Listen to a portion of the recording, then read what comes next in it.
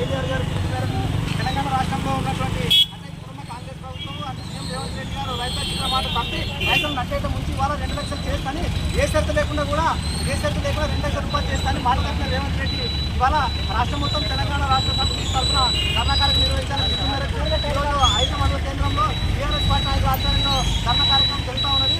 మరి రేవంత్ రెడ్డి గారు మీరు ఆ రోజు మేనిఫెస్టో ఇచ్చిన మాట ప్రకారం అంటే ప్రతి ఒక్క రైతు కూడా 2 లక్షల రుణమాఫీ చేస్తానని చెప్పి ఈరోజు రైతులు నట్టేట ముందు ఎంతవరకు సమావేశం. మరి అదేవిధంగా మీరు ఇచ్చిన మాట ప్రకారం 31,000 కోట్లు రుణమాఫీ చేస్తున్నారు. మరి రైతులకు ఇచ్చేసింది మొత్తం 15,000 కోట్లే. అంటే మిగతా 12,000 కోట్ల రూపాయలు ఎప్పుడు రుణమాఫీ చేస్తారు. మరి అదేవిధంగా ఇవాళ రైతులకు 2 లక్షల రుణమాఫీ అన్నారు. ఎక్కడ రుణమాఫీ అయింది? ప్రతి రైతు కోసపడి బ్యాంకులో చూపిస్తున్నారు. అంటే ఏ బ్యాంకులో ఎంత మాఫీ అయింది కూడా క్లారిటీ లేదు. బ్యాంక్ మేనేజర్లు క్లారిటీ ఇస్తలేరు. మరి రైతులకు కూడా రుణమాఫీ లేదు. ఇవాళ రేషన్ కార్డు ప్రకారమే నువ్వు ఇస్తున్నావు. రేషన్ కార్డులో 6 మంది రైతులు ఉంటే 6 మంది పొలాల మీద భూమి ఉంటుంది. 6 మంది లోన్ తీసుకుంటారు. కానీ ఆ రేషన్ కార్డులో ఒక్కరికే రుణమాఫీ ఇస్తాం. మరి మిగతా 5 మంది పరిస్థితి ఏంటి? ఇవాళ ఈ రకంగా దొంగ మాటలు చెప్పి రైతులను నట్టేట ముంచినటువంటి రేవంత్ రెడ్డి మీకు సీఎం పదవిలో కొనసాగిన రైతుకి హక్కు లేదు.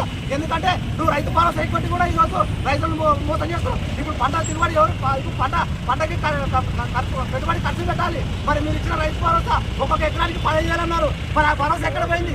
ఇలా భరోసా లేకపోతే ఇవాళ రైతులు మాకు కూడా పైసలు లేని పరిస్థితులు మీరు ఉన్నారు.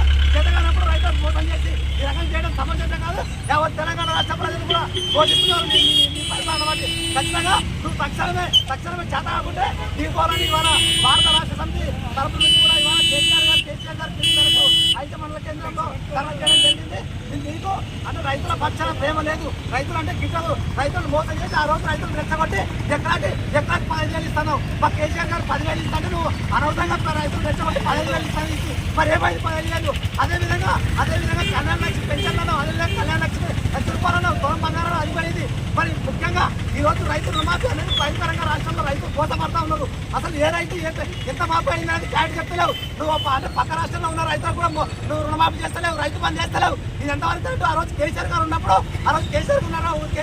ప్రతి ఒక్క రైతు కూడా అంటే పక్క రాష్ట్రంలో నివసిస్తున్న రైతులు కూడా రైతు బంద్ చేసినటువంటి గొప్ప చరిత్ర కేసీఆర్ గారిది. మరి ఈ రోజు ఎందుకు తెలంగాణ రాష్ట్రంలో ఉన్న రైతులు పొట్ట కొడుతున్నావు?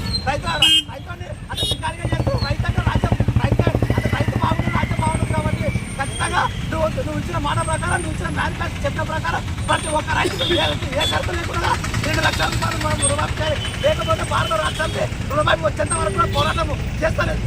మిమ్మల్ని ఖచ్చితంగా డిమాండ్ చేస్తా ఉన్నాం.